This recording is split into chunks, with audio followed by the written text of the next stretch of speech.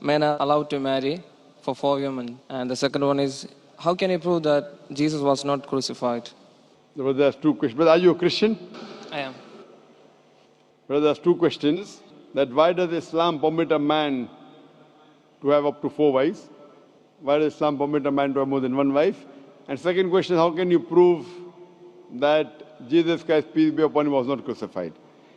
That Quran is the only religious book on the face of the earth which says marry only one. You read the Bible, you read the Ramayana, you read the Mahabharata, you read the Veda. No religious book on the face of the earth says marry only one besides the Quran. If you read Ramayana, the Hindu scriptures, the father of Sri Ram, he had more than one wife. If you read Mahabharata, Sri Krishna, how many wives he had? 4, 10, 1,000, 10,000. He had 16,108 wives. So if Sri Krishna can have 16,108 wives, so why can't Muslims have maximum up to 4? If you read the Old Testament, it says that Solomon, peace be upon him, had 700 wives. Abraham, peace be upon him, had 3 wives. So Old Testament tells you can marry as many wives as you want. Same as the New Testament says that you should follow Old Testament. So in Hinduism, in Christianity, in Judaism, you can marry as many as you want. It is later on that the church put a restriction that Christians should marry only one. It is later on Rabbi Benjamin Yehuda passed a synod and say that Jews should marry only one.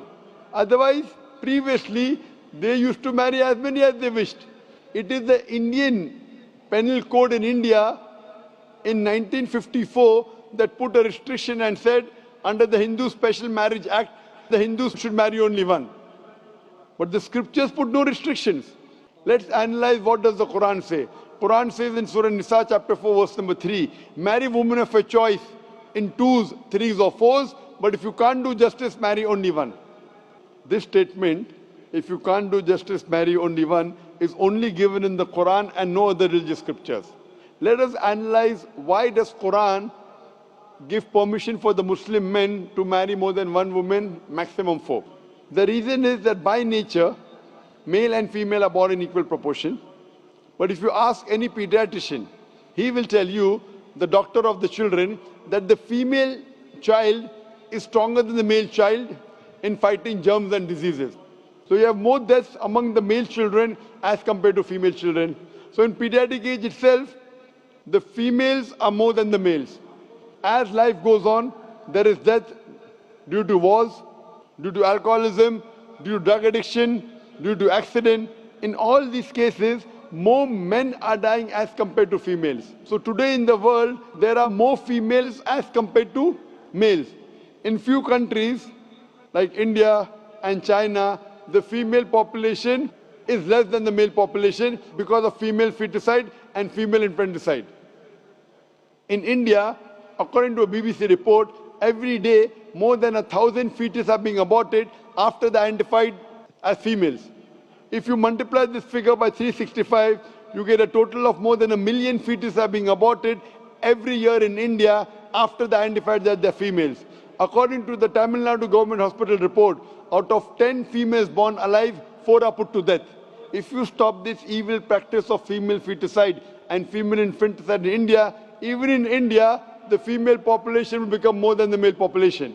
Even in China, if you stop this evil practice, the female population will become more than the male population.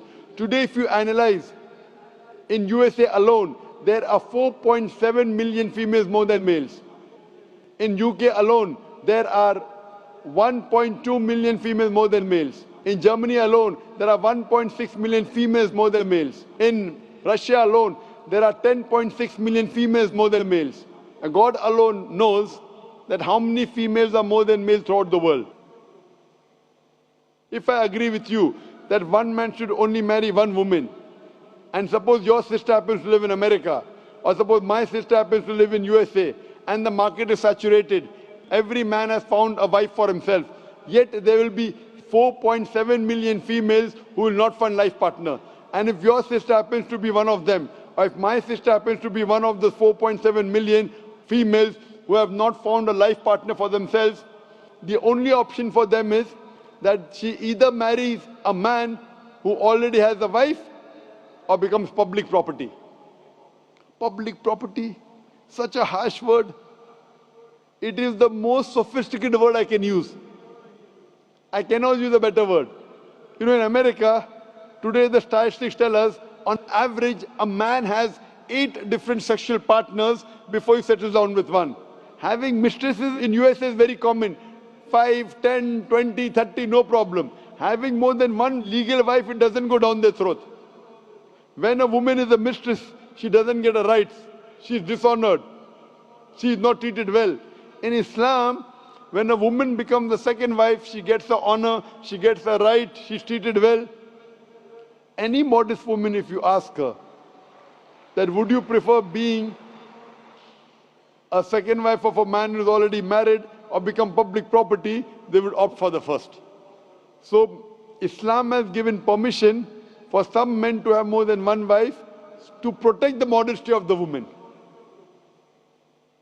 Coming to your second question. Is it allowed for ladies to marry 4 men? Brother, you're asking counter question, the time is limited.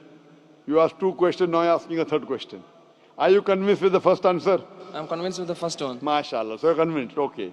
The brother asked that, is a woman allowed to have more than one husband? If you do that, this problem will be exaggerated more. I mean in Muslims, in Muslims. As it is, women are more than men. If women marry more than one husband, the problem will be exaggerated.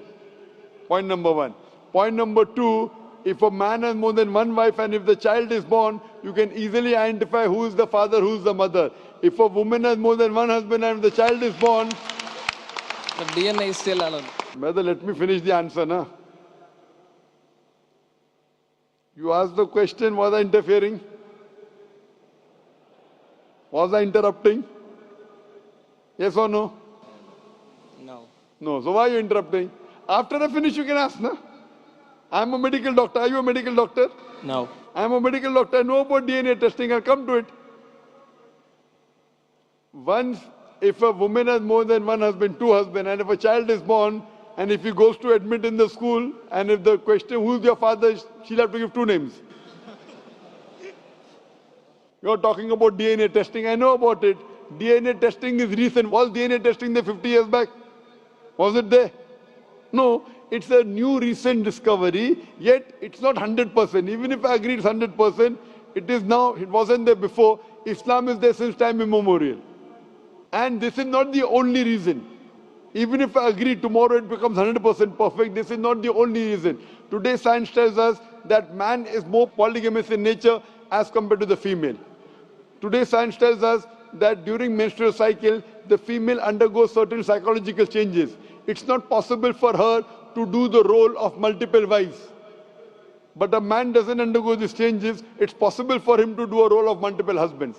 Today science tells us that if a man has multiple sexual partners and all are faithful, there is no problem. But if a female has multiple sexual partners and all are faithful, there are chances of sexually transmitted diseases to emerge.